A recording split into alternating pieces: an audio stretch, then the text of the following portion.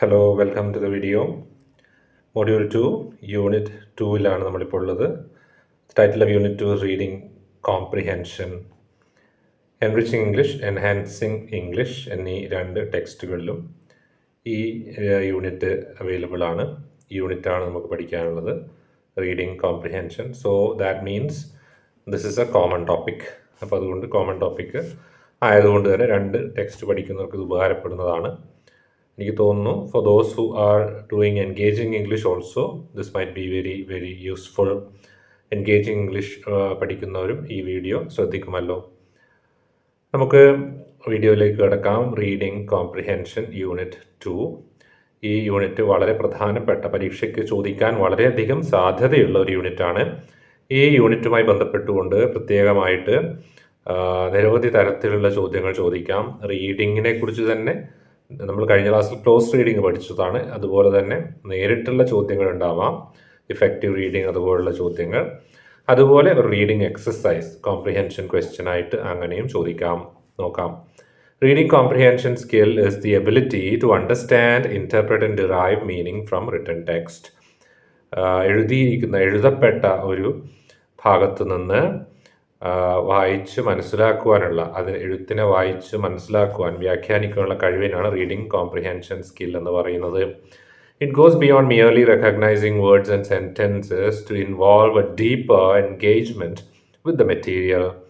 ആഴത്തിലുള്ള ഒരു ഇടപെടലാണ് ഉദ്ദേശിക്കുന്നത്. വെറും വാക്കുകൾ, സെൻറ്റൻസുകൾ ഇവ മനസ്സിലാക്കി പോകുന്നതിനപ്പുറത്തേക്ക് എന്താണ് തന്നിരിക്കുന്ന പാസേജിൻ്റെ ആഴത്തിലുള്ള അർത്ഥം, എന്താണ് അതിൻ്റെ ഡീപ്പർ മീനിങ്, അത് മനസ്സിലാക്കണം. ഇതാണ് റീഡിംഗ് കോംപ്രിഹെൻഷൻ സ്കിൽ എന്ന് പറയുന്നത്. The skill encompasses several cognitive processes including decoding, fluency, vocabulary, knowledge, and the ability to make inferences and connections with prior knowledge. Underline ചെയ്യുക സെൻറ്റൻസ്.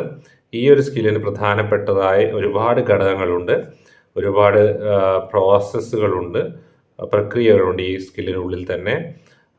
കോഗ്നിറ്റീവ് പ്രോസസ്സ് എന്ന് പറഞ്ഞു കഴിഞ്ഞാൽ, cognition എന്ന് പറഞ്ഞാൽ തിരിച്ചറിവ് എന്നർത്ഥം, മനസ്സിലാക്കുക എന്നർത്ഥം, പഠിക്കുക എന്നൊക്കെ അർത്ഥം.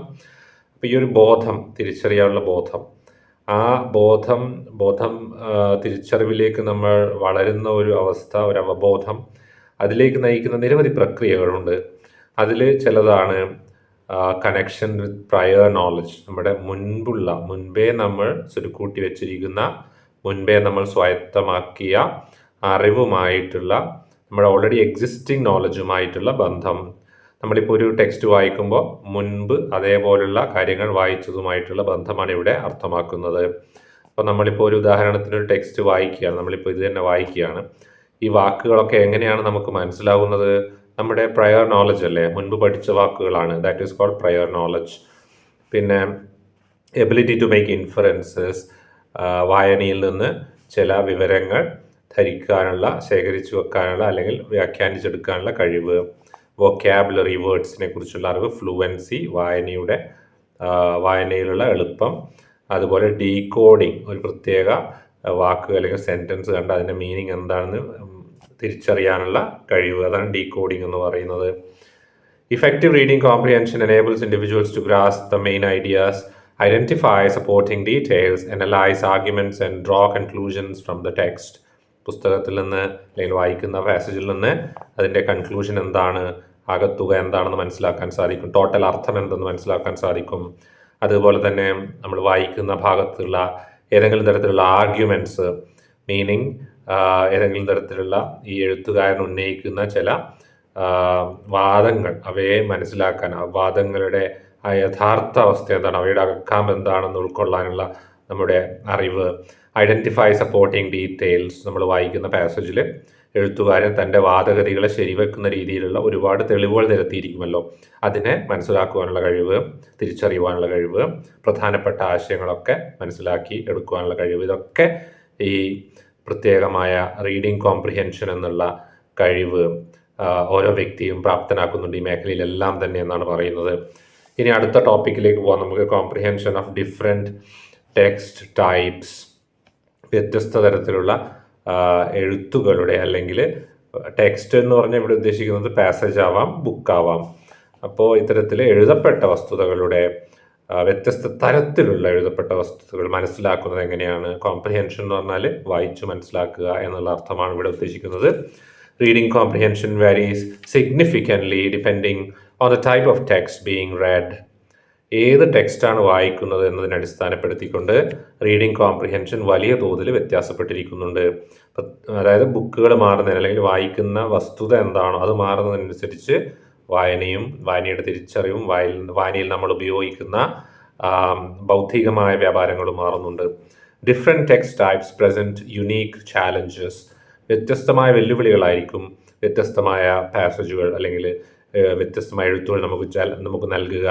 And require specific strategies to fully understand and interpret the material. വ്യത്യസ്തമായ ചാലഞ്ച് മാത്രമല്ല, വ്യത്യസ്തമായ മെത്തേഡ്സ് അല്ലെങ്കിൽ വ്യത്യസ്തമായ വഴികൾ നമ്മൾ സ്വീകരിക്കേണ്ടി വരും ഇത്തരം ടെക്സ്റ്റുകൾ മനസ്സിലാക്കാൻ എന്നർത്ഥം. സയൻസ് വായിച്ചു മനസ്സിലാക്കുന്ന പോലെയല്ല സാഹിത്യം, അല്ലേ? സാഹിത്യം മനസ്സിലാക്കുന്ന പോലെയല്ല സോഷ്യൽ സയൻസസ്, അതുപോലെയല്ല ഹിസ്റ്ററി. ഓരോ ടെക്സ്റ്റ് അല്ലെങ്കിൽ ഓരോ ടൈപ്പ് ഓഫ് ടെക്സ്റ്റിനും ഓരോ തരത്തിലുള്ള റീഡിങ് സ്കില്ല് നമുക്ക് ആവശ്യമാണ്. ചിന്തകൾ ആവശ്യമാണ്, അനലൈസിങ് സ്കിൽ ആവശ്യമാണ്. ഒരു കവിതയാണ് വായിക്കുന്നതെന്ന് കരുതുക, അതിൻ്റെ അനലൈസിങ് സ്കില്ലല്ല നിങ്ങൾക്ക് ഒരു മെഡിക്കൽ റിപ്പോർട്ട് വായിക്കുമ്പോൾ ഉണ്ടായിരിക്കേണ്ടത്. അപ്പോൾ അത്തരത്തിലുള്ള വ്യത്യസ്തങ്ങളായ ടെക്സ്റ്റുകൾ, വ്യത്യസ്ത വായന സംരംഭങ്ങൾ ആവശ്യപ്പെടുന്നുണ്ട്. വ്യത്യസ്തമായ വായിക്കുന്നതിൻ്റെ വ്യത്യസ്ത തലങ്ങൾ ആവശ്യപ്പെടുന്നുണ്ട്. ഡിസ്ക്രിപ്റ്റീവ് ടെക്സ്റ്റുകൾ എങ്ങനെ വായിക്കാമെന്ന് ആദ്യം നമുക്ക് നോക്കാം. Descriptive texts are designed to vividly portray people, places, objects or events through expressive language. Descriptive ടെക്സ്റ്റുകളുടെ പ്രത്യേകത അവ ഡിസ്ക്രിപ്ഷനാണ് ഉദ്ദേശിക്കുന്നത്, വിവരണങ്ങളാണ്. വ്യക്തികളെയാവാം, സ്ഥലങ്ങളെയാവാം, വസ്തുക്കളെയാവാം, വിവരണങ്ങൾ ചെയ്തുകൊണ്ടുള്ള ടെക്സ്റ്റുകളാണ് ഡിസ്ക്രിപ്റ്റീവ് ടെക്സ്റ്റ് എന്ന് പറയുന്നത്. Focused on creating sensory rich experiences, they go beyond just the conveyance of information.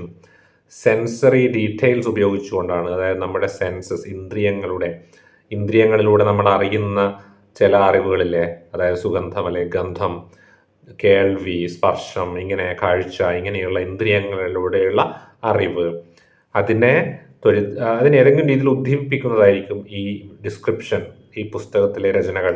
ചില പുസ്തകങ്ങൾ വായിക്കുമ്പോൾ ചില സ്ഥലങ്ങളിലൂടെ കടന്നു പോകുമ്പോൾ ഉണ്ടാകുന്ന സുഗന്ധങ്ങൾ, പ്രത്യേക മണങ്ങൾ അല്ലെങ്കിൽ ചില കാഴ്ചകളൊക്കെ വിവരിക്കുന്നത് കാണാം. നമ്മളത് വായിച്ചു പോകുമ്പോൾ ആ സ്ഥലത്തെത്തിയ ഒരു ഫീലാണ്, അല്ലേ? മരുഭൂമിയൊക്കെ വിവരിക്കുന്ന രംഗങ്ങൾ നമുക്ക് ആടുജീവിതം പോലുള്ള പുസ്തകങ്ങളിൽ കാണാൻ സാധിക്കും. നമ്മൾ ആ സ്ഥലത്തെത്തിയ ഒരു ഫീലാണ്. ഡിസ്ക്രിപ്ഷൻ അത്ര പവർഫുള്ളാണ്. They go beyond just the conveyance of information. വെറും വിവരണങ്ങൾ നൽകുക എന്നതിനപ്പുറത്തേക്ക് പോകുന്ന ഇത്തരം ടെക്സ്റ്റുകളുടെ, ഇത്തരം രചനകളുടെ പ്രാധാന്യം. Immersing readers in a tapestry of detailed imagery and emotions. ഡീറ്റെയിൽഡായ ഇമേജറി എന്ന് പറഞ്ഞാൽ ചിത്രീകരണങ്ങളാണ്, വളരെ വിശദമായുള്ള ചിത്രീകരണങ്ങൾ. ഒരു ടാപ്പസ്ട്രി എന്ന് പറഞ്ഞൊരു മനോഹരങ്ങളായ ചിത്രങ്ങൾ അടങ്ങിയ ഒരു കേർട്ടനാണ് ഉദ്ദേശിക്കുന്നത്, തിരശീലയാണ്. അപ്പോൾ അത്തരത്തിൽ മനോഹരമായ ഒരു തിരശീലയിൽ കാഴ്ചകൾ കാണുന്നത് പോലെ, വ്യത്യസ്തങ്ങളായ കാഴ്ചകൾ സിനിമ ഇരുന്ന് കാണുന്നത് പോലെ നമ്മുടെ മുമ്പിൽ തെളിയുന്നു ചില പുസ്തകങ്ങൾ വായിക്കുമ്പോൾ. ഇതാണ് ഡിസ്ക്രിപ്റ്റീവ് ടെക്സ്റ്റ് എന്ന് പറയുന്ന ഒരു അനുഭവം. Whether found in literature or applied in professional contexts, these texts aim to evoke profound mental images. ആഴത്തിലുള്ള മാനസികമായ ചിത്രങ്ങളെ പ്രചോദിപ്പിക്കാൻ തക്ക പുസ്തകങ്ങളാണിവ, രചനകളാണിവ. ഇത്തരം രചനകൾ സാഹിത്യത്തിലുണ്ടാവാം, അല്ലെങ്കിൽ പ്രൊഫഷണൽ സാഹചര്യങ്ങളിലും ഇത്തരം രചനകൾ നമുക്ക് ആവശ്യമായി വന്നേക്കാം. In a sense, descriptive texts serve as a gateway to immersive storytelling, enabling writers to craft narratives that resonate deeply with readers by appealing to their senses and emotions. അതുവരെയുള്ളത് അണ്ടർലൈൻ ചെയ്ത് വെക്കുക, മുഴുവൻ പഠിക്കുക. എന്താണ് what is a descriptive text എന്നതിൻ്റെ ഡെഫിനിഷനാണ്, വിവരണമാണ്. അത് പഠിച്ചു വെക്കണം. അപ്പോൾ റൈറ്റർ, ഒരു എഴുത്തുകാരൻ എന്ന് പറയുന്ന ഒരു വ്യക്തി കഥ പറയുമ്പോൾ അതിനെ ആഴത്തിൽ അനുഭവവേദ്യമാക്കുന്ന രീതിയിൽ ഇമ്മേഴ്സീവ്, അതാണ് ഇമ്മേഴ്സീവ് എന്ന് പറഞ്ഞാൽ മുങ്ങുക എന്നർത്ഥം. വെള്ളത്തിലേക്ക് ഇമ്മേഴ്സ് ചെയ്യുക, മുക്കിയിടുക എന്നൊക്കെ കേൾക്കാറില്ലേ? ഇമ്മേഴ്സിങ് ആൻ ഓബ്ജക്റ്റ് ഇൻ വാട്ടർ. അപ്പോൾ ഒരു വെള്ളത്തിൽ മുക്കിയിടുന്നത് പോലെ, അല്ലെങ്കിൽ സ്റ്റോറിയിലേക്ക് ഒരു വ്യക്തിയുടെ മാനസികാവസ്ഥയെ അങ്ങ് കൊണ്ടുപോയി അങ്ങ് ഇമ്മേഴ്സ് ചെയ്യുകയാണ്, അതിലേക്ക് മുക്കുകയെടുക്കുകയാണ്. അതായത് അത്രയും നല്ല രീതിയിൽ ആ കഥയെ ഉൾക്കൊള്ളുവാൻ ആ വ്യക്തിക്ക് സാധിക്കുമെന്ന രീതിയിലാണ് ഇവിടെ പറയുന്നത്. അത്തരത്തിൽ ഈ റൈറ്റേഴ്സ് ഇത്തരം രചനകളിലൂടെ വായനക്കാരനെ, അവൻ്റെ മനസ്സിനെ, അവൻ്റെ ചിന്തകളെ കൂട്ടിക്കൊണ്ടുപോവുകയാണ് മറ്റു ലോകങ്ങളിലേക്ക്, ആഴത്തിൽ സ്പർശിക്കുന്നു ഇത്തരം രചനകൾ വായനക്കാരുടെ ഇമോഷൻസിനെയും അവരുടെ സെൻസുകളെയും അവരുടെ ചിന്തകളെയും ഒക്കെ. അടുത്തതായിട്ട് descriptive writing is not only a fundamental aspect of literature and creative writing but also plays a crucial role in various professional and academic domains. സാഹിത്യത്തിൽ മാത്രമല്ലെന്നാണ് പറയുന്നത്, പ്രൊഫഷണൽ തൊഴിലിടങ്ങളിലും അല്ലെങ്കിൽ അക്കാഡമിക് സെറ്റിങ്ങിലും ഒക്കെ ഇത് ആവശ്യമാണ്. Professional understanding of descriptive text enhances communication skills. വ്യക്തമായ അല്ലെങ്കിൽ കൃത്യമായ descriptive ടെക്സ്റ്റുകളെ മനസ്സിലാക്കാനുള്ള കഴിവ് നമുക്ക് നല്ലൊരു കമ്മ്യൂണിക്കേഷൻ സ്കിൽ പ്രൊവൈഡ് ചെയ്യും. allowing individuals to convey ideas, observations and experiences with clarity and precision. വ്യക്തതയും കൃത്യതയോടും കൂടി തൻ്റെ കേൾവിക്കാരിലേക്ക് ഏതൊരു കാര്യമായാലും എത്തിക്കുവാൻ വേണ്ടി എങ്ങനെ ഡിസ്ക്രിപ്റ്റീവ് ടെക്സ്റ്റ് ക്രിയേറ്റ് ചെയ്യാമെന്നൊരു വ്യക്തി മനസ്സിലാക്കിയാൽ വളരെ എളുപ്പമാണ് പിന്നെ കാര്യങ്ങൾ. ചില ആൾക്കാരെ കണ്ടിട്ടില്ലേ, അവരൊരു കാര്യം പറയുന്ന സമയത്ത് നമുക്ക് അനുഭവിച്ച് തന്നെ അറിയുന്നൊരു ഫീലാണ്. കേൾക്കുകയാണെന്ന് നമുക്ക് തോന്നില്ല, നമ്മൾ അനുഭവത്തിലൂടെ കടന്നു പോവുകയാണെന്ന് തോന്നും. ഇതിനിടയിൽ ഞാനൊരു വീഡിയോ കണ്ടിരുന്നു. ഒരു പ്രധാനപ്പെട്ട നടൻ അദ്ദേഹം ബീഫ് കറി വെക്കുന്നതിൻ്റെ ഒരു ഡിസ്ക്രിപ്ഷൻ പറയുന്നത് എങ്ങനെ ചെയ്യണം, അതിൻ്റെ ഇങ്ങനെ തിളയ്ക്കുന്ന ശബ്ദമൊക്കെ അദ്ദേഹം തന്നെ പ്രൊഡ്യൂസ് ചെയ്യുകയാണ്. കേൾക്കുന്ന നമുക്ക് നമ്മുടെ തന്നെ മുമ്പിൽ ബീഫ് കറി ഇങ്ങനെ നല്ല വെട്ടിത്തിളയ്ക്കുന്ന ബീഫിൻ്റെ കറി, എന്നിട്ട് ആ കറി കുറച്ചെടുത്ത് നല്ല ചൂട് ചോറിൻ്റെ സൈഡിൽ ഒഴിച്ച് ആ ചോറ് അല്ലെങ്കിൽ സൈഡിൽ ഒരു ബൗളിൽ എടുത്ത് വെച്ച് ആ ചോറ് അതിൽ മുക്കി കുറച്ച് ചോറെടുത്ത് അതിൽ മുക്കി ഇങ്ങനെ കഴിക്കുന്ന ഒരു ഫീൽ അദ്ദേഹം ഡിസ്ക്രൈബ് ചെയ്യുമ്പോൾ നമുക്ക് തന്നെ ആ ഒരു അനുഭവം കിട്ടിയത് ഒരു ഫീലാണ്, നമുക്ക് തന്നെ ഒരു മൗത്ത് വാട്ടറിങ് എക്സ്പീരിയൻസ് ആണെന്ന് പറയാം. ഇതാണ് ഡിസ്ക്രിപ്റ്റീവ് ടെക്സ്റ്റ് കമ്മ്യൂണിക്കേഷനിലേക്ക് വരുമ്പോൾ ഉള്ള ഏറ്റവും വലിയ അഡ്വാൻറ്റേജ്. നമുക്ക് തന്നെ ഇത്തരം ഇമോഷൻസ് നമ്മുടെ കേൾവിക്കാരിലേക്ക് എത്തിക്കാൻ വളരെ എളുപ്പമാണ്. ആ സ്കില്ല് പഠിക്കണം എന്നുള്ളതാണ്. അതെങ്ങനെ പഠിക്കാം? വായനയിലൂടെ തീർച്ചയായിട്ടും വായിക്കുക. ഇത്തരത്തിൽ എങ്ങനെയാണ് ഈ വ്യക്തികൾ റൈറ്റേഴ്സ് എങ്ങനെയാണ് ഡിസ്ക്രിപ്റ്റീവ് ടെക്സ്റ്റുകൾ എഴുതുന്നത് എന്ന് വായനയിലൂടെ മനസ്സിലാക്കാൻ ശ്രമിച്ചാൽ തീർച്ചയായും അതിൻ്റെ സാങ്കേതിക വശം നമുക്ക് പഠിച്ചെടുക്കാൻ സാധിക്കും. ഈവൻ നമ്മുടെ സംസാരങ്ങളിലും അത് ഉൾപ്പെടുത്താൻ സാധിക്കും. In academic settings, descriptive writing is often used to develop analytical and critical thinking skills, enabling students to engage deeply with content and express interpretations effectively. Academic settingil വലിയ ആവശ്യമുണ്ട് അനലിറ്റിക്കൽ സ്കില്ല് നേടുന്നതിന് വേണ്ടി, critical thinking സ്കില്ലിന് വേണ്ടി. അങ്ങനെ പൊതുവിൽ ഈ descriptive writing വശത്താക്കിയാൽ ആ skill പഠിച്ചു കഴിഞ്ഞാൽ തീർച്ചയായിട്ടും നമുക്ക് ആ സ്കില്ലിലേക്ക് എത്തിക്കഴിഞ്ഞാൽ അതിന് നമുക്ക് ക്രിട്ടിക്കൽ തിങ്കിങ്ങിന് ഉപയോഗിക്കാം, അനലിറ്റിക്കൽ അതായത് വിശകലനാത്മക ചിന്തയ്ക്ക് ഉപയോഗിക്കാം എന്ന് വേണ്ട. നമുക്ക് ആഴത്തിൽ ഒരു പ്രത്യേക വിഷയം കിട്ടിയാൽ അതിനെക്കുറിച്ച് മനസ്സിലാക്കാനൊക്കെ ഈ സ്കിൽ ഉപയോഗിക്കാം. അപ്പോൾ ഈ സ്കിൽ എങ്ങനെ നേടിയെടുക്കാം? Through reading descriptive text. Different types of descriptive text ആണ് അടുത്തത് വരുന്നത്. There are various types of descriptive text, each possessing its own unique characteristics and purposes. വ്യത്യസ്ത തരമുണ്ട് എന്നർത്ഥം. These diverse forms not only showcase the multifaceted എന്ന് പറഞ്ഞാൽ ബഹുമുഖമായ പല മുഖങ്ങളുള്ള എന്നർത്ഥം nature of language, but also നൽകുന്നു to different literary and communicative needs. നിരവധിയായ സാഹിത്യത്തിൻ്റെയും അതുപോലെ തന്നെ കമ്മ്യൂണിക്കേഷൻ്റെ ആശയവിനിമയത്തിൻ്റെയും ആവശ്യകതകൾക്ക് ഈ ടെക്സ്റ്റുകൾ വലിയ തോതിൽ അല്ലെങ്കിൽ ഈ ഒരു എന്താ പറയുക ടെക്സ്റ്റിനെ കൊണ്ട് നമുക്ക് ഒരുപാട് ഗുണങ്ങളുണ്ടെന്നർത്ഥം. There are different uses. Different things can be showcased using descriptive text. അപ്പോൾ അതിൽ ചില കാര്യങ്ങൾ നമ്മൾ പഠിക്കുകയാണ്. ഏതൊക്കെ തരത്തിലുള്ള ഡിസ്ക്രിപ്ഷൻസ് നമുക്ക് ഉപയോഗപ്പെടുമെന്നുള്ളതാണ് ഇവിടെ പഠിക്കുന്നത്. ഡിഫറെൻറ്റ് ടൈപ്സ് ഓഫ് ഡിസ്ക്രിപ്റ്റീവ് ടെക്സ്റ്റുകളെ കുറിച്ചാണ് ഇവിടെ പഠിക്കുന്നത്. അപ്പോൾ different types of descriptive text ചോദിക്കാം പരീക്ഷയ്ക്ക്. ഇത് ചിലപ്പോൾ 6 മാർക്കിനുള്ള ചോദ്യമാണ് ഈ ചാപ്റ്ററിൽ നിന്ന് വരിക, യൂണിറ്റിൽ നിന്ന് വരിക. അപ്പോൾ അതുകൊണ്ട് തന്നെ 6 മാർക്കിൻ്റെതാണ്, പഠിച്ചു വെക്കണം. ഡിസ്ക്രിപ്റ്റീവ് ടെക്സ്റ്റ് എന്താണ് എന്നുള്ളത് നമ്മൾ ഇപ്പോൾ തൊട്ട് മുമ്പിലത്തെ പേജിൽ മനസ്സിലാക്കി. അതിൻ്റെ ആ പറഞ്ഞ എല്ലാ പോയിൻറ്റ്സും ഡിസ്ക്രിപ്റ്റീവ് ടെക്സ്റ്റ് എന്നുള്ള sub heading reading descriptive text മുതൽ നമ്മൾ അതിൻ്റെ ലാസ്റ്റ് വരെയുള്ള കാര്യങ്ങൾ അണ്ടർലൈൻ ചെയ്ത് വെക്കുക. അത് ഫുള്ള് പഠിക്കണം. അതാണ് അതിൻ്റെ നോട്ട് എന്ന് പറയുന്നത്. അടുത്തത് അത് ഫുള്ള് പഠിക്കണേ, മറക്കരുത്. ഒന്നുകൂടി വീഡിയോ കേട്ട് വേർഡ്സൊക്കെ മനസ്സിലാക്കി കൃത്യമായി പഠിക്കുക. ഇനി different types of descriptive text എന്നുള്ളതും ചോദിക്കാൻ സാധ്യത. 2ാമത്തെ വരി അണ്ടർലൈൻ ചെയ്യുക. ദീസ് ഡൈവേഴ്സ്, അതായത് 1ാമത്തെ വരി അണ്ടർലൈൻ ചെയ്യണമെന്നില്ല, ജസ്റ്റ് ചുരുക്കി പറഞ്ഞാൽ മതി. There are different types of descriptive text എന്ന് പറഞ്ഞാൽ മതി 1ാമത്തെ വരിയിൽ ഇത് ചോദിക്കുകയാണെങ്കിൽ. Okay, there are different types of descriptive text. These diverse forms not only showcase the multifaceted nature of language. ഭാഷയുടെ ബഹുമുഖമായ സ്വഭാവത്തെ മാത്രമല്ല ഈ ഡിസ്ക്രിപ്റ്റീവ് ടെക്സ്റ്റ് കാണിക്കുന്നത്, മറിച്ച് but also cater to different needs, നിരവധി ആവശ്യങ്ങൾക്ക് വേണ്ടി അവ സഹായം നൽകുകയും ചെയ്യുന്നു. എന്താ ആവശ്യം? ലിറ്റററി കമ്മ്യൂണിക്കേറ്റീവ് നീഡ്, സാഹിത്യത്തിൻ്റെ ആവശ്യം, അല്ലേ? നെറേറ്റീവ് ഡിസ്ക്രിപ്ഷൻസ്, ഒന്നാമത്തെ ടൈപ്പ്.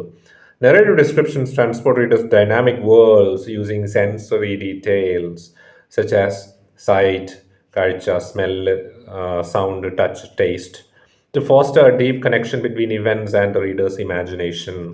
വായനക്കാരൻ്റെ ഭാവനയും അതുപോലെ തന്നെ സംഭവങ്ങളും തമ്മിലുള്ള ബന്ധം ഊട്ടിയുറപ്പിക്കുന്ന രീതിയിൽ വലിയ അനുഭവം തന്നെ നമുക്ക് നൽകുന്നവയാണ് നെറേറ്റീവ് ഡിസ്ക്രിപ്ഷൻസ്.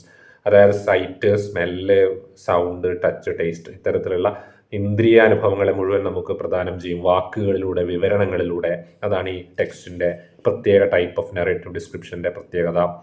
അടുത്ത ടൈപ്പ് ഡിസ്ക്രിപ്ഷനാണ് comparative description. Whether contrasting characters, places or ideas, these text invite readers to discern the subtleties that lend depth and complexity to the portrayed elements. അപ്പോൾ ഇതൊരു കോൺട്രാസ്റ്റിംഗ് ആവാം, അതായത് കമ്പയർ, അതായത് എന്താ പറയുക, കമ്പയർ എന്ന് പറഞ്ഞാൽ അറിയാലോ, താരതമ്യപ്പെടുത്തുക, അല്ലെങ്കിൽ താരതമ്യം ചെയ്തുകൊണ്ട് വ്യത്യസ്തത മനസ്സിലാക്കുക. അതാണ് കോൺട്രാസ്റ്റ് എന്ന് പറയുന്ന വാക്കിൻ്റെ അർത്ഥം. പ്ലേസസ് ഓർ ഐഡിയാസ്, ക്യാരക്ടേഴ്സ്, വ്യക്തികളെ, എന്താണ് പ്രത്യേകമായ ക്യാരക്ടേഴ്സിനെ ആവാം, കഥാപാത്രങ്ങളെ ആവാം, സ്ഥലങ്ങളെ ആവാം, ആശയങ്ങളെ ആവാം. അങ്ങനെ വായനക്കാരെ ഇത്തരത്തിൽ ഒരു കമ്പാരിസണിലേക്ക് നയിക്കുന്ന തരത്തിലുള്ള ഡിസ്ക്രിപ്ഷൻ ഉണ്ടാവാം. ഇതിനെയാണ് കമ്പാരറ്റീവ് ഡിസ്ക്രിപ്ഷൻ എന്ന് പറയുന്നത്. സ്ഥലങ്ങളെ കമ്പയർ ചെയ്യുന്ന, വ്യക്തികളെ കമ്പയർ ചെയ്യുന്ന രചനകളാണ് ഉദ്ദേശിക്കുന്നത്. ഇന്റർപ്രറ്റീവ് ഡിസ്ക്രിപ്ഷൻസ് ആണ് അടുത്തത്. Descriptive text in this category prompts readers to embark on a personal journey of interpretation, encouraging diverse reflections and individual connections with the portrayed scenes.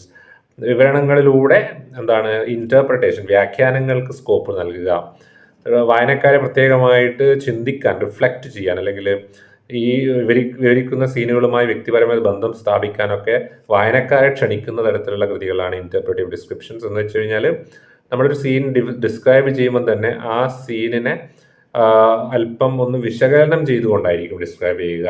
അതിൻ്റെ സെൻസറി ഡീറ്റെയിൽസ് കൊടുക്കുന്നതിന് പകരം ആ സീനും നമ്മുടെ മാനസികാവസ്ഥയും സൈക്കോളജിയുമായിട്ടുള്ള ബന്ധത്തെക്കുറിച്ച് പറയുക, അല്ലെങ്കിൽ ഫിലോസോഫിക്കലായ ഡിസ്ക്രിപ്ഷനിലേക്ക് പോയിട്ട് നമ്മുടെ നിരവധിയായിട്ടുള്ള ജീവിതാനുഭവങ്ങൾ വെച്ചുകൊണ്ട് ഒരു വ്യാഖ്യാനം കൊടുക്കുക ഓരോ സീനിനും, ഓരോ രംഗത്തിനും, അല്ലെങ്കിൽ ഓരോ വ്യക്തിക്കും, ഓരോ വ്യക്തിയുടെ പ്രവൃത്തികൾക്കും. ഇത്തരത്തിലുള്ള ഒരു അനാലിസിസ് ആണ് ഇവിടെ നടക്കുക. അതാണ് ഇന്റർപ്രറ്റീവ് ഡിസ്ക്രിപ്ഷൻ എന്ന് പറയുന്നത്. അതായത് ഇന്റർപ്രിട്ടേഷൻ എന്ന് പറഞ്ഞാൽ തന്നെ വ്യാഖ്യാനം എന്നാണല്ലോ. അതായത് ചില പുസ്തകങ്ങൾ വായിക്കുന്ന സമയത്ത് അതിൽ വ്യാഖ്യാനങ്ങളാണ് കൂടുതൽ ഉണ്ടാകുക. സംഭവങ്ങൾ പറഞ്ഞു പോകുമ്പോൾ തന്നെ അതിനെ വ്യാഖ്യാനിക്കാൻ കൂടുതൽ എഴുത്തുകാരൻ ശ്രമിച്ചുകൊണ്ടിരിക്കും. എന്നാൽ നെറേറ്റീവ് ഡിസ്ക്രിപ്ഷൻ അങ്ങനെയല്ല. വ്യാഖ്യാനങ്ങളെ കൂടുതലായിട്ട് കാണുന്ന സംഭവങ്ങളെ അതിൻ്റെ ടേസ്റ്റ്, സ്മെല്ല് എന്തൊക്കെയാണെന്നുള്ള രീതിയിലേക്ക്, അതിൻ്റെ ഒറിജിനൽ അനുഭവത്തിലേക്ക് കൂട്ടിക്കൊണ്ടുപോകുന്ന രീതിയാണ്. കമ്പയർ ഡിസ്ക്രിപ്ഷൻ ആകട്ടെ വ്യക്തികളെ അല്ലെങ്കിൽ സംഭവങ്ങളെ, സ്ഥലങ്ങളെ കമ്പയർ ചെയ്തുകൊണ്ടുള്ള തരത്തിലുള്ള വിവരണങ്ങളായിരിക്കും ഉണ്ടാവുക. Strategies four effective reading of descriptive text ആണ് അടുത്ത ടോപ്പിക്ക്. എങ്ങനെയാണ് ഈ ഡിസ്ക്രിപ്റ്റീവ് ടെക്സ്റ്റ് എന്ന് പറയുന്ന വിഭാഗം ടെക്സ്റ്റുകളെ, വിവരണങ്ങൾ നിറഞ്ഞിരിക്കുന്ന ടെക്സ്റ്റുകളെ ഇഫക്റ്റീവായി വായിക്കുക എന്നുള്ളതാണ്. ഇതൊരു ആർട്ടാണെന്നാണ് പറയുന്നത്. It's an art. Mastering it involves employing strategic approaches to enhance understanding and appreciation. These are the various techniques. ഇത്ര പറഞ്ഞാൽ മതി. എന്നിട്ട് നമുക്ക് ടെക്നിക്കിലേക്ക് പോവാം. Pre reading techniques. വായനയ്ക്ക് മുമ്പുള്ള ചില ടെക്നീക്ക് ഉണ്ട്. പ്രീ റീഡിംഗ് എന്ന് പറഞ്ഞാൽ ബിഫോർ റീഡിംഗ് എന്നാണ് അർത്ഥം. നോട്ട് ചെയ്ത് നോക്കുക അർത്ഥം അറിയാത്ത വാക്കുകൾ. Previewing, skimming and scanning. ഇതാണ് റീഡിങ്ങിന് മുമ്പിലുള്ള, ആക്ച്വൽ റീഡിംഗ് സംഭവിക്കുന്നതിന് മുമ്പിൽ ചെയ്യേണ്ട കാര്യം. Previewing, skimming and scanning. Preview the text, skim through readings and scan the key details, key sentences. പ്രധാനപ്പെട്ട സെൻറ്റൻസുകൾ സ്കാൻ ചെയ്യുക എന്ന് വെച്ചാൽ പെട്ടെന്ന് നോക്കി പോവുക. സ്കിം റീഡിങ്സ്, പേജുകൾ മറിച്ചു പോകുന്ന രീതി. പ്രിവ്യൂ ദ ടെക്സ്റ്റ് എന്താണ് വരാൻ പോകുന്നതിൻ്റെ സമ്മറി വായിക്കുക. This pre reading ritual helps set expectations, making it easier to focus on crucial details when diving deeper. ആഴത്തിലുള്ള വായനയ്ക്ക് മുമ്പ് പ്രധാനപ്പെട്ട വിവരങ്ങൾ എന്താണെന്ന് മനസ്സിലാക്കാൻ, എന്തിനെക്കുറിച്ച് ഈ പുസ്തകം എന്നൊക്കെ മനസ്സിലാക്കാൻ നമുക്കിത് സഹായകമാണ്. ഇതിൽ നമുക്ക് ഇതെങ്ങനെ പ്രാക്ടിക്കലായി ചെയ്യുമെന്ന് വെച്ച് കഴിഞ്ഞാൽ, when we read A book, അതിൻ്റെ ബാക്കിൽ തന്നെ അതിൻ്റെ ഇതുണ്ടാവും, ബ്ലേബ് ഉണ്ടാവും, അല്ലെ ബ്ലേബ്. അതിലൂടെ നമുക്കൊരു പ്രിവ്യൂ കിട്ടും. എന്താ ഇതിൽ ഉൾപ്പെടുന്നത്, എന്താ അതിൻ്റെ പ്രധാനപ്പെട്ട ഐഡിയ എന്നുള്ളൊരു ഐഡിയ കിട്ടും. എന്തിനെക്കുറിച്ചാണെന്ന് ഒരു ഐഡിയ കിട്ടും. പിന്നെ അതിൻ്റെ ഹെഡിങ്സിലൂടെ, സ്കിം ത്രൂ ഹെഡിങ്സ് മാത്രം ഒന്ന് പെട്ടെന്ന് മറിച്ച് നോക്കുക. പ്രധാനപ്പെട്ട ഹെഡിങ്സ്, അതാണ് നമുക്ക് നേരത്തെ സൂചിപ്പിച്ചത് സ്കിം ഹെഡിങ്. സ്കിം എന്ന് പറഞ്ഞാൽ പെട്ടെന്നൊന്ന് നോക്കി പോവുക എന്നുള്ളതാണ്.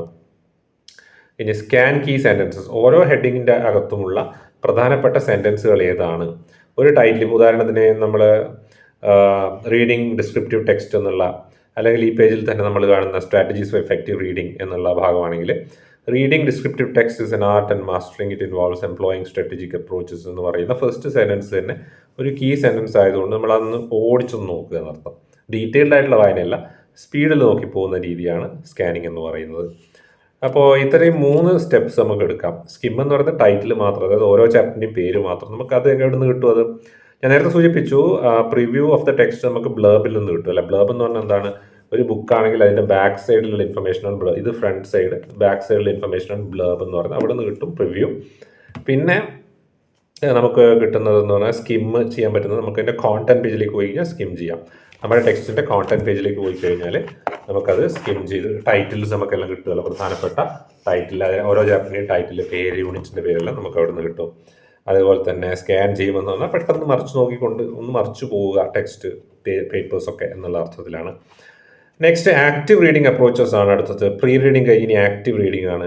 Annotation, note taking and highlighting.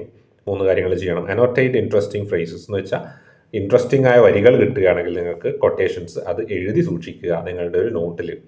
പിന്നെ ജോട്ട് ഡൗൺ നോട്ട്സ്, എന്തെങ്കിലും വിവരങ്ങൾ നിങ്ങൾക്ക് നോട്ട് ചെയ്യേണ്ടത് വെക്കണമെന്നുണ്ട്, നിങ്ങളുടേതായ തോട്ട് പ്രോസസ്സ് എന്തെങ്കിലും എഴുതി വെക്കണം. നിങ്ങളൊരു വരി വായിക്കുമ്പോൾ ഇതുപോലെയുള്ള മറ്റെന്തെങ്കിലും ആശയം നിങ്ങളുടെ മനസ്സിലേക്ക് സ്ട്രൈക്ക് ചെയ്യുകയാണെങ്കിൽ, അല്ലെങ്കിൽ ഇതിനു മുമ്പ് വായിച്ച പുസ്തകങ്ങളുമായിട്ടുള്ള ബന്ധം സ്ട്രൈക്ക് ചെയ്യുകയാണെങ്കിൽ അത് എഴുതി വെക്കുക. അതാണ് ടേക്കിംഗ് നോട്ട്സ് എന്നുള്ള അർത്ഥത്തിൽ ഉദ്ദേശിക്കുന്നത്. പിന്നെ ഏതെങ്കിലും പാസേജ്, വലിയ തോതിലുള്ള പാസേജ്, അതിൻ്റെ സമ്മറി എഴുതി വെക്കണം. നിങ്ങൾക്ക് പുതിയൊരു ഐഡിയ കിട്ടി അത് എഴുതി വെക്കണം. കൊട്ടേഷൻ ഡയറക്റ്റായിട്ട് എഴുതാതെ തന്നെ പാരാഫ്രൈസ് എഴുതണം. അപ്പോൾ ഇതൊക്കെ നോട്ട് ടേക്കിങ്ങിൽ വരുന്ന കാര്യങ്ങളാണ്. ഹൈലൈറ്റിംഗ് കീ പാസേജസ്, അണ്ടർലൈൻ ചെയ്ത് വെക്കുന്നതിനാണ് ഈ ഹൈലൈറ്റിംഗ് എന്ന് പറയുന്നത്. പിന്നെ ഹൈലൈറ്റിംഗ് പെൻ ഉപയോഗിച്ച് നമുക്ക് ഹൈലൈറ്റ് ചെയ്യുകയും ചെയ്യാം, നോട്ട് ചെയ്ത് വെക്കാം, അല്ലേ? എന്തിനാണിത്? ഇത് കോംപ്രിഹെൻഷൻ, ഇറ്റ് റീഇൻഫോഴ്സസ് കോംപ്രിഹെൻഷൻ. നമുക്ക് ടെക്സ്റ്റിനെ മനസ്സിലാക്കുന്ന ഒരു രീതി ഉണ്ടല്ലോ, ടെക്സ്റ്റിനെ അണ്ടർസ്റ്റാൻഡ് ചെയ്യുക, ടെക്സ്റ്റിനെ ഉൾക്കൊള്ളുക, ടെക്സ്റ്റിനെ മനസ്സിലാക്കുക, അതിനെ ബൂസ്റ്റപ്പ് ചെയ്ത്. And also it encourages more engaged interaction. ടെക്സ്റ്റുമായി നല്ലൊരു ഇൻറ്ററാക്ഷൻ ഇത് നൽകും. ഉറക്കം വരാതെ നമുക്ക് വായിക്കാനൊക്കെ ഒരു പ്രചോദനമാണ് ഇത്തരം കാര്യങ്ങൾ. നെക്സ്റ്റ് ആണ് visualizing scenes and sensory details, identifying themes. വായിച്ചുകൊണ്ടിരിക്കുമ്പോൾ ചെയ്യേണ്ട ഒരു കാര്യമാണ്. Actively engage with the imagery presented by visualizing scenes and sensory details. നമുക്ക് നേരത്തെ സെൻസറി ഡീറ്റെയിൽസ് പറഞ്ഞല്ലോ, വിഷൻ അല്ലെങ്കിൽ വിഷ്വൽസ്, പിന്നെ സ്മെല്ല്, ടച്ച്, സൗണ്ട്, ഇതൊക്കെ മനസ്സിൽ കാണുക. എന്തൊക്കെയാണോ നെറേറ്റ് ചെയ്തിരിക്കുന്നത്, വായിക്കുമ്പോൾ നമ്മുടെ മുമ്പിൽ വിശദീകരിക്കപ്പെട്ടിരിക്കുന്നത്, അതിനെ മനസ്സിൽ കണ്ടുകൊണ്ട് മൈൻഡിൻ്റെ ഉള്ളിലൊരു ഫിലിം കാണുന്ന പോലെ, സിനിമ കാണുന്ന പോലെ അതിങ്ങനെ പ്ലേ ചെയ്യുക. അത് നല്ലൊരു ഐഡിയ ആണ്. അതുപോലെ തന്നെ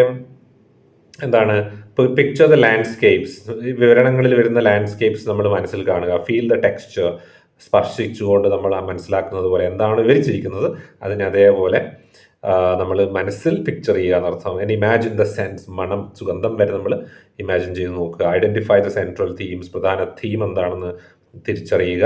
റിക്കറിങ് മോട്ടീവ്സ്, ആവർത്തിക്കപ്പെടുന്ന ചില പ്രധാനപ്പെട്ട കഥാതന്തുക്കളെ മനസ്സിലാക്കുക. കീ ഐഡിയസ്, പ്രധാനപ്പെട്ട ആശയങ്ങളെ മനസ്സിലാക്കുക. That thread through the descriptive tapestry, ഈ വിവരണങ്ങളിലൂടെ കടന്നു പോകുന്ന, നൂലിഴ പോലെ കടന്നു പോകുന്ന ഈ പ്രധാന ആശയങ്ങളെ മനസ്സിലാക്കി വെക്കുക. ഇറ്റ് ഹെൽപ്സ് ഇൻ ഡെസിഫറിങ് എന്ന് പറഞ്ഞാൽ ഡീകോഡിംഗ് എന്നാണ് അർത്ഥം. അതിൻ്റെ അർത്ഥം ഡെസിഫറിങ്, അല്ലെങ്കിൽ ചുരുളഴിക്കുക, കുരുക്കഴിക്കുക, decoding. The underlying messages and intentions of the author, ടെക്സ്റ്റിൻ്റെ ഉള്ളടക്കം അല്ലെങ്കിൽ ഉള്ളിൽ ഒളിഞ്ഞിരിക്കുന്ന മീനിങ് എന്താണ്, എഴുത്തുകാരൻ ഉദ്ദേശിക്കുന്നത് എന്താണ്, ഇതൊക്കെ മനസ്സിലാക്കാൻ ഇത്തരത്തിൽ നമ്മൾ ശ്രദ്ധിച്ചാൽ നമുക്ക് തീർച്ചയായും സാധിക്കും. അതായത് ഒരു ഉദാഹരണത്തിന് ആടുജീവിതം വായിക്കുമ്പോൾ നമ്മൾ ആ മരുഭൂമിയിലെത്തിയതുപോലെ നമ്മുടെ മനസ്സിൽ ആ സീൻ കാണണം, നമ്മുടെ മനസ്സിൽ ആ നജീബിൻ്റെ യഥാർത്ഥ അവസ്ഥ മനസ്സിലാക്കണം. ആ സ്മെല്ലും, ആടിൻ്റെ സ്മെല്ല്, ആ അവസ്ഥകളിലൂടെ നമ്മളും മനസ്സിലൂടെ കടന്നു പോകണം. നമ്മുടെ മനസ്സിൽ സിനിമ പോലെ കാണണം.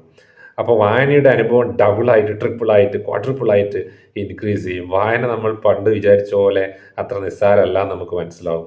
ഓരോ വായനയും 4 സിനിമ കാണുന്ന ഇമ്പാക്റ്റ് ആണെന്ന് മനസ്സിലാകും. അതും മറ്റുള്ളവർ ഡയറക്റ്റ് ചെയ്ത സിനിമയല്ല, നമ്മൾ തന്നെ നമ്മുടെ ഇഷ്ടത്തിന്, നമ്മുടെ കപ്പാസിറ്റി വെച്ചിട്ട്, നമ്മുടെ ഇമാജിനേഷൻ്റെ അസാധ്യ അല്ലെങ്കിൽ അപരിമിതമായ സാധ്യതകൾ വെച്ചുകൊണ്ട് നമ്മൾ തന്നെ ഡെവലപ്പ് ചെയ്യുന്ന പിക്ചേഴ്സാണ്. അപ്പോൾ സ്വാഭാവികമായും അവ അപാരമായിരിക്കും. ആ സിനിമയുടെ സാധ്യത വലുതായിരിക്കും.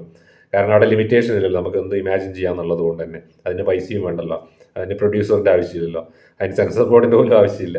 അപ്പോൾ നമുക്കറിയാം നമ്മുടെ ഇമാജിനേഷൻ എത്രത്തോളം ഫ്ലൈ ചെയ്യും എന്നുള്ളത്. സോ ഇത് നല്ലൊരു സ്ട്രാറ്റജിയാണ് വായനയിൽ. ആഴത്തിലുള്ള വായനയെ കൂടുതൽ മനോഹരവും കൂടുതൽ എൻ്റർടൈനിങ് എൻഗേജിങ് ഒക്കെ ആക്കാൻ വേണ്ടി പറ്റിയൊരു സ്ട്രാറ്റജിയാണ്. നോട്ട് ചെയ്ത് വെക്കാം. അത് പരീക്ഷയ്ക്കപ്പുറം നിങ്ങൾ ഉപയോഗിക്കേണ്ട ഒന്നാണ്. Understanding contextual and descriptive words, അതുപോലെ തന്നെ സാഹചര്യം, ബാക്ക്ഗ്രൗണ്ട്, അതാണ് കോണ്ടെക്സ്റ്റ്.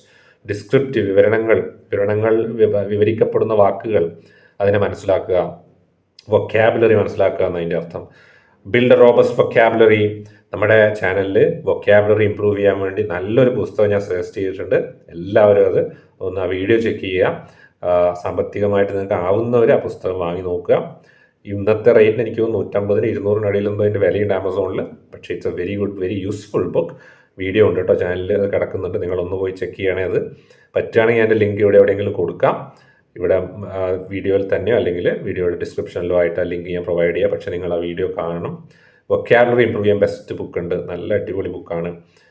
അത് ശ്രദ്ധിക്കുക. ഇനി അത് കൂടാതെ ഇതൊന്നും വേണ്ട, ജസ്റ്റ് ബുക്കുകൾ ഇഷ്ടമുള്ള നമ്മുടെ കയ്യിൽ കിട്ടുന്ന ബുക്കുകൾ വായിച്ചാൽ തന്നെ നമ്മളെ വൊക്കാബുലറി ഇൻക്രീസ് ആവും.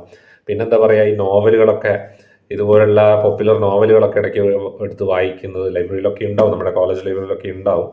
ഇത് ഇപ്പം ഞാൻ വായിച്ചുകൊണ്ടിരിക്കുന്ന ഒരു ബുക്കാണ്. I'm not sure how this is, I'm just starting it off, തുടങ്ങുന്നേ ഉള്ളൂ ഞാനിത്. So I can't say how it is. എനിക്ക് റെക്കമെൻഡ് ഒന്നും ചെയ്യാൻ പറ്റില്ല, ഞാൻ റെക്കമെൻഡ് ചെയ്യുന്നതല്ല ഇത്, ജസ്റ്റ് ഞാൻ കാണിച്ചു തന്നേ ഉള്ളൂ. Just A popular book. അപ്പോൾ അത്തരത്തിൽ പോപ്പുലറായി നിൽക്കുന്ന എഴുത്തുകാരുടെ പുസ്തകങ്ങൾ വായിക്കുമ്പോൾ നമ്മുടെ ഇൻട്രസ്റ്റ് കുറച്ചുകൂടിയും ഉണ്ടാവും. കാരണം പോപ്പുലർ ആയതുകൊണ്ട് തന്നെ തീർച്ചയായിട്ടും നമുക്ക് ഇൻട്രസ്റ്റിംഗ് ആയിരിക്കും. പ്ലസ് നമ്മുടെ വൊക്കാബുലറി ഒക്കെ ഇമ്പ്രൂവ് ചെയ്യും. Build a robust vocabulary by understanding not just the definitions but also the contextual and descriptive nuances of words. വാക്കുകളുടെ തലങ്ങൾ, കോണ്ടെക്സ്റ്റുവൽ ആയിട്ടുള്ള തലങ്ങൾ, അർത്ഥതലങ്ങളൊക്കെ നമുക്ക് മനസ്സിലാവും. Most descriptive writing will contain different types of imagery, sensory words and literary devices. ഈ descriptive റൈറ്റിങ്ങിൽ imagery ഉണ്ടാവും, അതുപോലെ തന്നെ സെൻസറി വേർഡ്സ്, നമ്മുടെ ഈ പഞ്ചേന്ദ്രിയങ്ങളുടെ അവയുടെ കഴിവുകളെ അവയുടെ കഴിവുകളെ സ്പൈക്ക് ചെയ്യുന്ന രീതിയിലുള്ള, പ്രേരിപ്പിക്കുന്ന, അല്ലെങ്കിൽ നമുക്ക് സ്മെല്ല് അല്ലെങ്കിൽ കേൾവിയെ, കാഴ്ചയൊക്കെ ധ്വനിപ്പിക്കുന്ന, ഉത്തേജിപ്പിക്കുന്ന തരത്തിലുള്ള വാക്കുകൾ ഉണ്ടാവും. അതുപോലെ തന്നെ ലിറ്റററി ഡിവൈസസ് ഉണ്ടാവും. കഴിഞ്ഞൊരു വീഡിയോയിൽ ലിറ്റററി ഡിവൈസസ് ഫുള്ളായിട്ട് ഡിസ്ക്രൈബ് ചെയ്യുന്നുണ്ട്. ആ വീഡിയോ നിർബന്ധമായി കാണുക.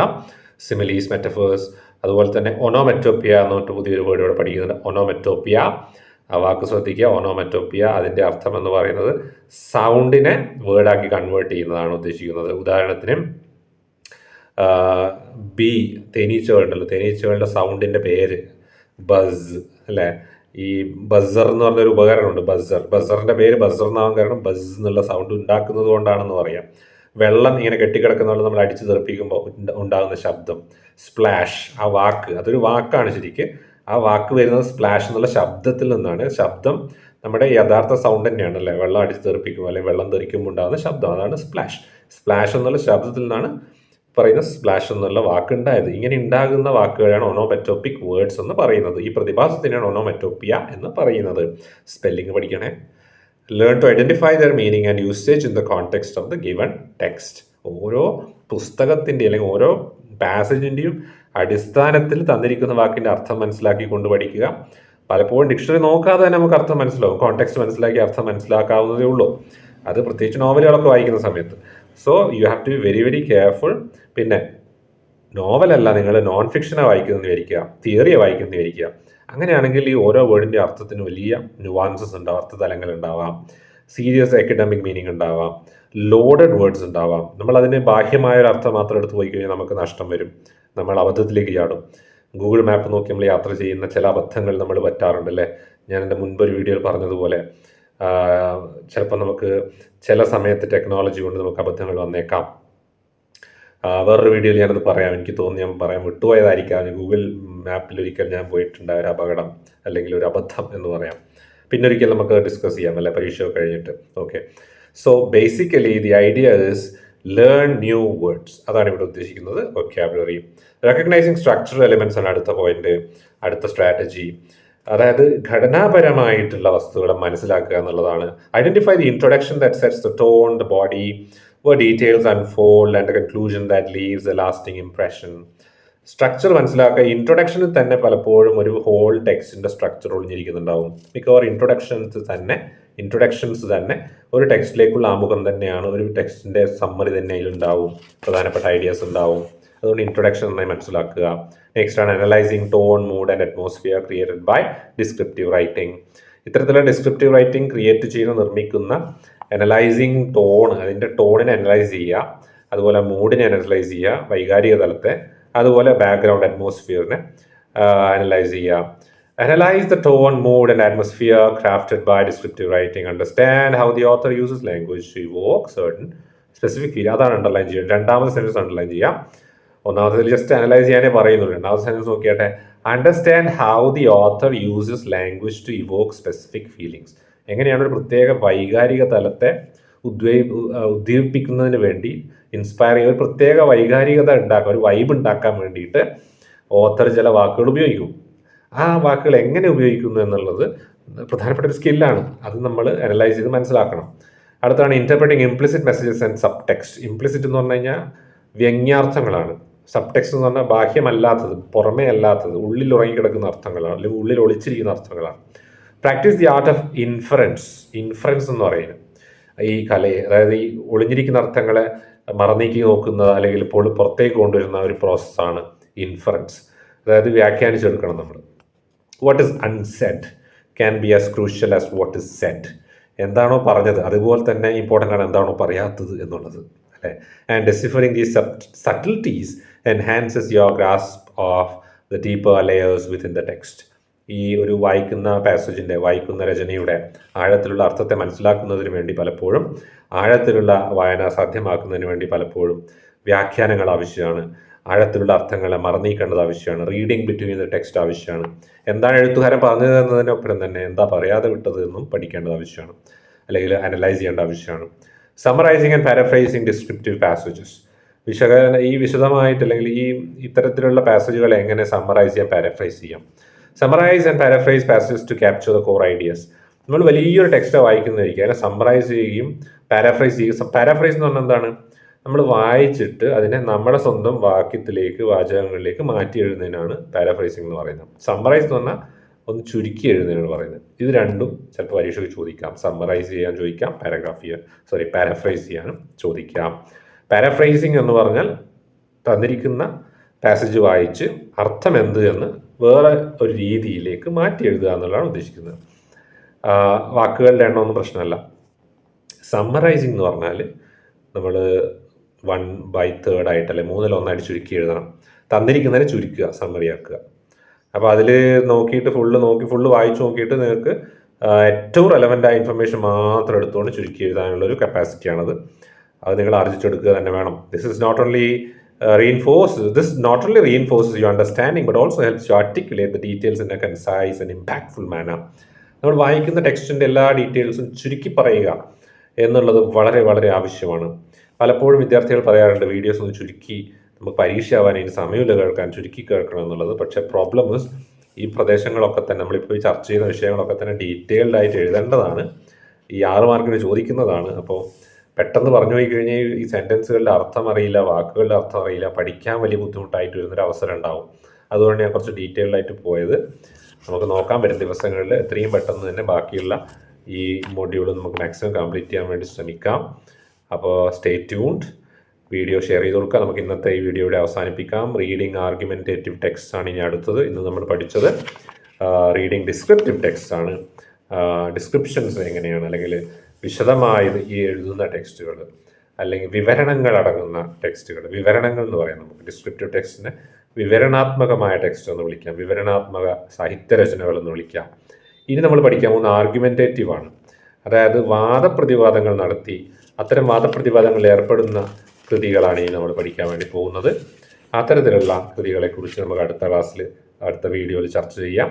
അപ്പോൾ നിങ്ങൾ വീഡിയോ ഒന്നുകൂടി റിപ്പീറ്റ് കണ്ട് നോട്ട്സ് അണ്ടർലൈൻ ചെയ്ത് വെച്ച് ഇത് കേട്ടിട്ട് പഠിക്കുക. വായിക്കാൻ പറ്റാത്തവർ, വായിക്കാൻ ബുദ്ധിമുട്ടും വായിക്കാനായിട്ട് പ്രയാസമൊക്കെ നേരിടുന്നവർ, വായിക്കാൻ താല്പര്യം തോന്നാത്തവർ റിപ്പീറ്റ് കേട്ട് ഹെഡ്സെറ്റ് വെച്ച് കേട്ട് ഇത് പഠിച്ചു നോക്കാൻ വേണ്ടി പ്രത്യേകം ശ്രദ്ധിക്കുക. പ്രത്യേകം ഒരിക്കൽ കൂടി ഓർമ്മിപ്പിക്കുന്നു, യൂണിറ്റ് 2-ൽ നിന്ന് 6 മാർക്കിന് ചോദ്യം, 14 മാർക്കിന് ചോദ്യം ഒക്കെ വരുന്നതാണ്. 6 മാർക്കിൻ്റെ മാത്രമല്ല കേട്ടോ, 14 മാർക്കിന് വരും. അത് ഞാൻ പറയാൻ വിട്ടുപോയത് ഒരു കാര്യമാണ്. അതായത് സെക്ഷൻ ബി, സെക്ഷൻ സിയിലെ ചോദ്യങ്ങൾ ഈ രണ്ടാമത്തെ മൊഡ്യൂളിൽ നിന്ന് വരുന്ന, പ്രത്യേകിച്ച് ഈ യൂണിറ്റിൽ നിന്ന് ധാരാളം ചോദ്യങ്ങൾ വരാൻ സാധ്യതയുണ്ട്. കുറച്ച് ഡീറ്റെയിൽഡ് ആയിട്ട് പഠിക്കുകയാണ്. ഓക്കെ, അപ്പോൾ see you in the next class. Thank you so much. Have a wonderful time.